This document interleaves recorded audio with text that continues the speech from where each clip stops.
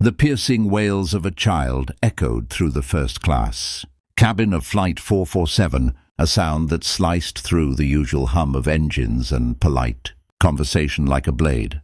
Passengers shifted uncomfortably in their leather seats, some pressing noise-cancelling headphones tighter against their ears, others shooting pointed glares toward row 3, where a well-dressed man sat helplessly, beside a small boy whose face was red and streaked with tears.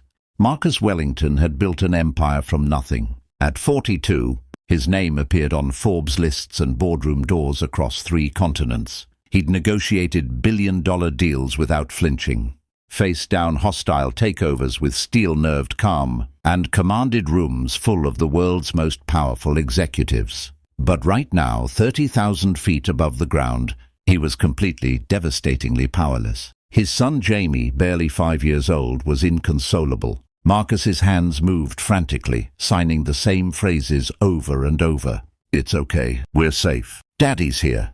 But Jamie couldn't see him through his panic, his small hands covering his face as sobs racked his tiny frame. The flight attendant had already offered warm milk, cookies, and a stuffed animal from the emergency comfort kit. Nothing worked. Marcus could feel the weight of judgment pressing down on him from every direction, the businessman across the aisle who'd closed his laptop with an audible sigh, the elderly woman behind them who'd muttered something about controlling your child, the young couple in front who kept turning around with expressions that ranged from sympathy to irritation. If only they knew, if only they understood that Jamie couldn't hear their complaints or his father's desperate reassurances, that the world of sound they took for granted was one his son had never known, that this flight, which was supposed to be a fresh start, had become a nightmare when turbulence hit 20 minutes after takeoff, and Jamie's favorite toy, a small blue elephant he'd had since birth, had rolled under the seat and disappeared into that unreachable space between rows. Marcus had tried to explain that they'd get another elephant. He'd buy 100 elephants when they landed. But Jamie was 5, and that elephant wasn't just a toy. It was security, routine, home. And now it was gone, and the world was shaking, and nothing made sense. "Sir, perhaps we could prepare a space in the back of the cabin." The flight attendant's suggestion was kind, but Marcus heard the subtext. Move your disruptive child away from the premium passengers, who'd paid for peace and quiet. Shame burned in his chest. He was failing, as a father, as a protector, as the one person who was supposed to make Jamie feel safe in a world that so often didn't accommodate him. Marcus nodded, already unbuckling his seatbelt, when a small voice cut through the chaos. "Excuse me." Marcus looked up to find a girl standing in the aisle.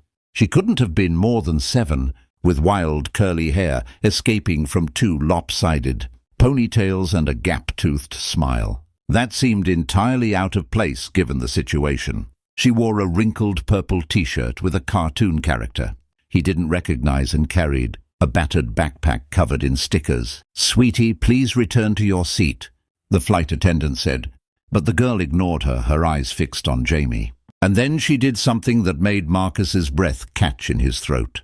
Her small hands rose and she signed, "Why are you crying?" The wails didn't stop immediately, but Jamie's hands dropped from his face. His tear-filled eyes found the girl, confusion momentarily breaking through his distress. She signed again, slower this time, her movements careful and deliberate despite her young age. "My name is Emma. What's yours?" Marcus watched, frozen, as his son's mouth opened in a hiccuping gasp. Jamie's hands trembled as he signed back, "Jamie, I lost my elephant." Emma's face crumpled in sympathy that seemed far too mature for someone so young.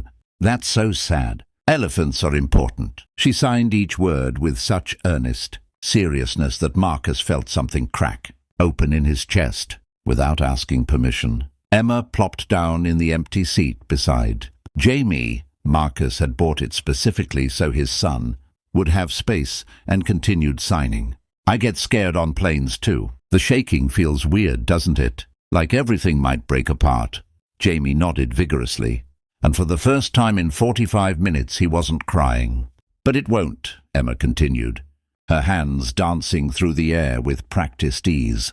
My mom says planes are the safest way to travel, safer than cars. Even safer than bathtubs. Did you know more people get hurt in bathtubs than in planes? Imagine that, a scary bathtub. She made an exaggerated, frightened face, and impossibly, Jamie's mouth twitched towards something that might become a smile. Marcus found his voice.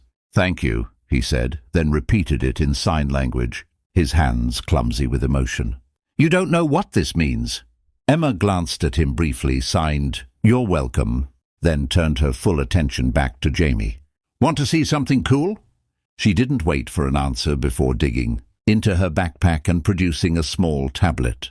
Within seconds, she'd pulled up a video of elephants at a sanctuary in Thailand, their trunks swaying as they played in a river. Jamie leaned closer, his breathing finally evening out.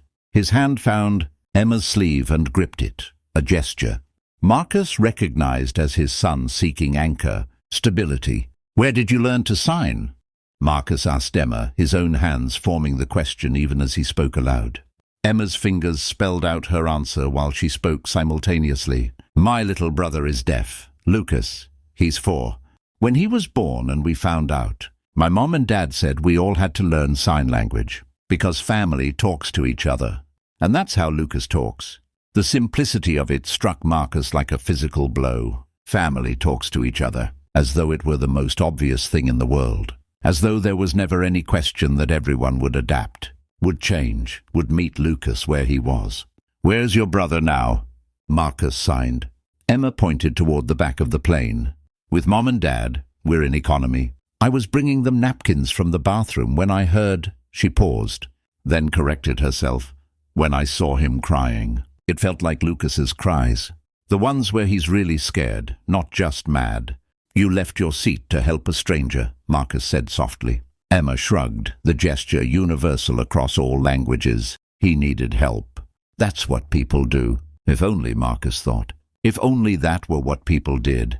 For the next hour, Emma entertained Jamie with a combination of signing, games on her tablet, and stories that seemed to involve a lot of dragons and at least one talking refrigerator. She taught him a new sign, brave, and made him repeat it until his small fingers formed the gesture correctly. She showed him pictures of Lucas and explained that being deaf meant his ears worked differently, not that something was wrong with him, which made Jamie sit up straighter with something that looked like pride. Marcus watched his son transform. The tension drained from Jamie's shoulders. His breathing deepened. When the plane hit another patch of turbulence, Emma simply took his hand and signed, "We're okay. I'm here." And Jamie believed her in a way he hadn't believed his father. That realization should have hurt. But instead, Marcus felt grateful, humbled. This 7-year-old girl with her wrinkled shirt and crooked ponytails had given his son something money couldn't buy. The simple gift of being understood. When the captain announced their initial descent, Emma signed to Jamie, "Almost there. Are you excited about where you're going?" Jamie signed back, "New school, special school for deaf kids. Daddy says I'll have lots of friends." "You will," Emma assured him with such conviction that Marcus wanted to believe it too. "And you'll teach them things and they'll teach you things and it'll be amazing." As the wheels touched down and the plane taxied to the gate, Marcus made a decision. He pulled out his phone and typed a message to his assistant. "Cancel the 3 p.m. meeting. Reschedule everything for tomorrow." Then he turned to Emma. "Please let me meet your parents. I'd like to thank them. And I'd like to do something for your family." Emma looked uncertain for the first time. "You don't have to give us anything."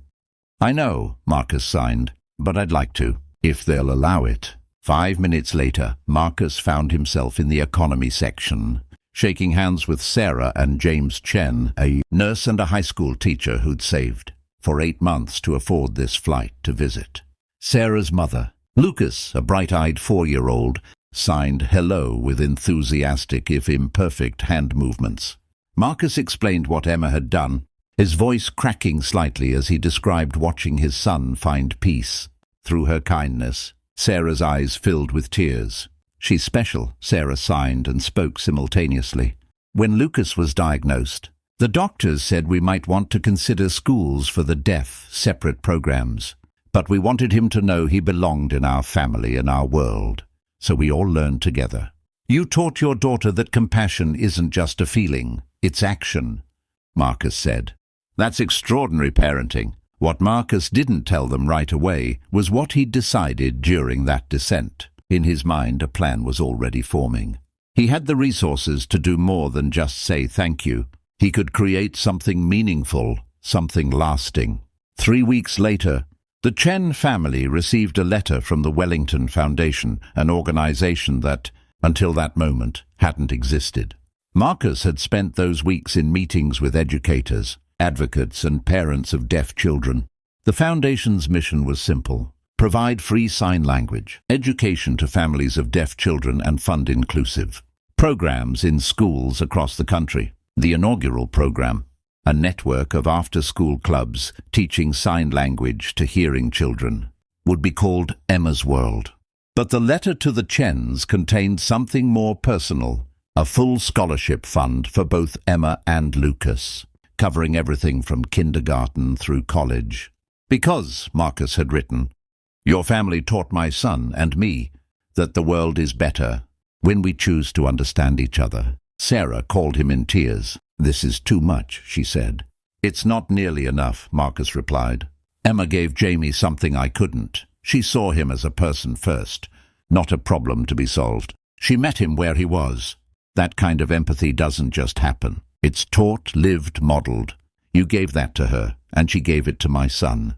This is just me trying to pass it forward. 6 months after that flight, Marcus stood in the gymnasium of Jamie's new school, watching his son sing in the holiday concert with 30 other deaf children. Jamie's hands moved confidently through the song, his face bright with joy. In the audience, Marcus spotted Emma and Lucas with their parents.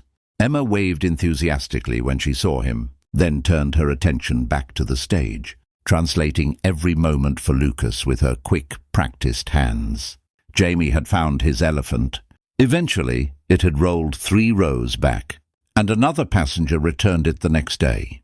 But he rarely carried it anymore. He'd found something better than a security object. He'd found confidence, community, a place where he belonged. As Marcus watched his son shine, he thought about that moment on the plane when a little girl had chosen kindness. How she'd seen someone struggling and decided that crossing the aisle, breaking rules, offering help, that was just what people do. She'd been right, of course. That was what people should do. And because one 7-year-old girl had lived that truth so completely, so unself-consciously, she'd changed everything. Not just for one crying boy on one flight, but for thousands of families who would benefit from the Foundation's work. For communities that would learn that inclusion isn't a special accommodation. It's just making room at the table for everyone who belongs there. Which is everyone. The power of humanity, Marcus had learned, doesn't live in grand gestures or billion-dollar deals. It lives in small hands signing, "Why are you crying?" to a stranger. It lives in parents who decide their whole family will learn a new language because love means meeting people where they are. It lives in choosing, again and again, to see each other's humanity and respond to it. As the concert ended and Jamie ran to hug him, his small hands signing, "Did you see me? Did you see?" Marcus held his son close and thought about the gift they'd been given. Not the elephant, not even the peace that had come when Jamie's crying stopped. The real gift was the reminder that we're all just passengers on this flight together, and the turbulence gets easier when we remember to reach for each other.